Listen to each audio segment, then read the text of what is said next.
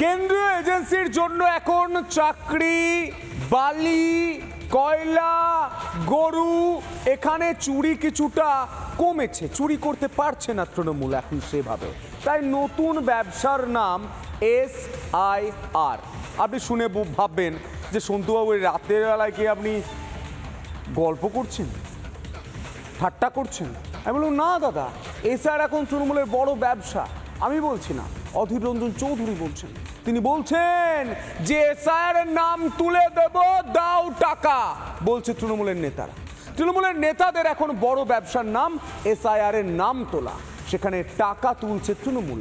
এমনকি বলে দেওয়া হচ্ছে নাম তুলে দেব, তুই ভোট দিবি তো, বলছেন অধীর রঞ্জন চৌধুরী।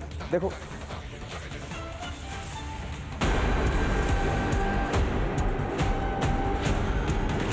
SIR এর নামে বাংলায় নতুন ব্যবসা পেতে দিয়েছে তৃণমূলের লোকেরা।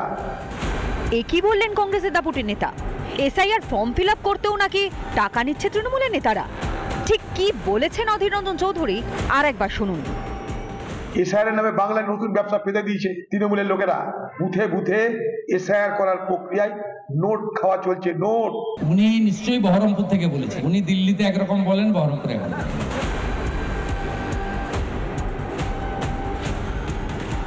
পার্লামেন্টে বিজেপিকে তো শিখিয়েছিল মমতা ব্যানার্জি যে গোটা বর্ডার দিয়ে হু হু করে বাংলাদেশের অনুপ্রবেশকারীরা ঢুকছে।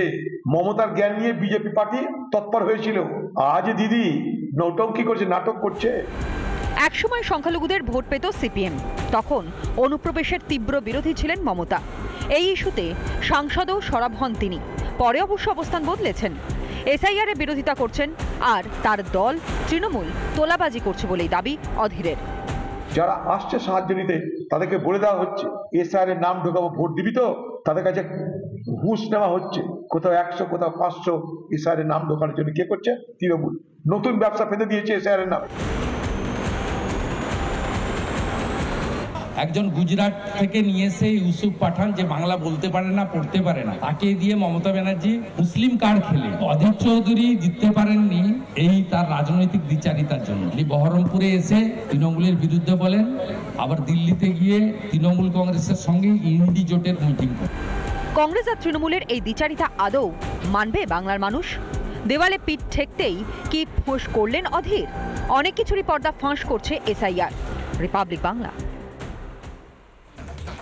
নানা ধরনের কন্টেন্ট দেখার জন্য লাইক করুন, শেয়ার করুন আমাদের ফেসবুক পেজ, সাবস্ক্রাইব করুন আমাদের ইউটিউব চ্যানেল। পাশাপাশি অন্যান্য ব্রেকিং নিউজের জন্য অবশ্যই চোখ রাখুন রিপাবলিক বাংলায়।